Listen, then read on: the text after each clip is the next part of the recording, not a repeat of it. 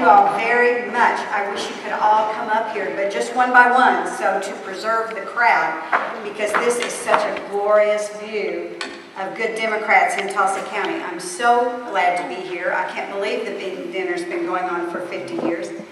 I do have to tell you that Drew and I have been married for 50 years, so in some sense, it hasn't always been beans, but there have been a lot of beans for both of us, I guess.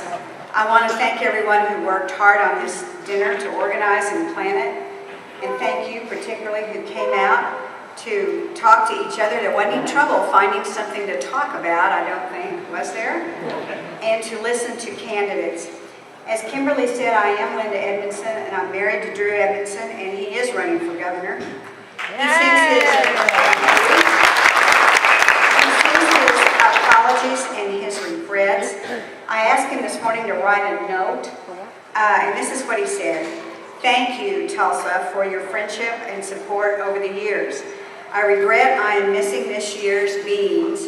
I didn't tell him that there was going to be fried chicken. I regret I'm missing this year's beans, but I will be there next year when we will be only days away from a great Democratic victory on November 6, 2018.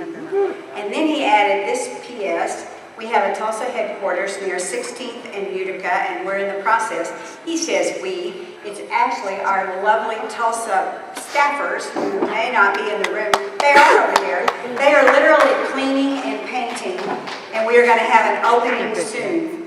I want to tell you a little bit about Drew's background and my background and our family and what Drew hopes to do for our state. And then in closing, I have some rules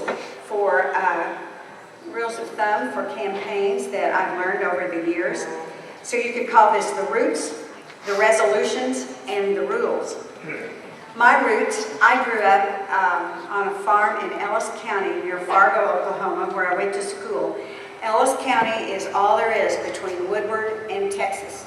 And it's Fargo, Gage, Shattuck, and Arnett, and Fargo, Gage, and Shattuck were water stations on the Santa Fe Railroad, and Arnett got to be the county seat because it wasn't on the railroad. Fargo is a very small town. The Farmers Co-op is on one end. The school, there were about 100 kids in that school in 12 grades when I was there. The school's at the other end of Main Street. It used to be a one stoplight town, but it is not anymore. The stoplight hung low over where Main Street intersected with Highway 15 until one night an extra tall semi-trailer literally snagged the stoplight and drove off with it. And we never found it. And when we asked the highway department to replace it, they said, no, you'll just have to put a stop sign on Main Street. So we're now a one stop sign town. My dad was a farmer and a rancher, and he was a Democrat, which is rare out in northwest Oklahoma, then and now.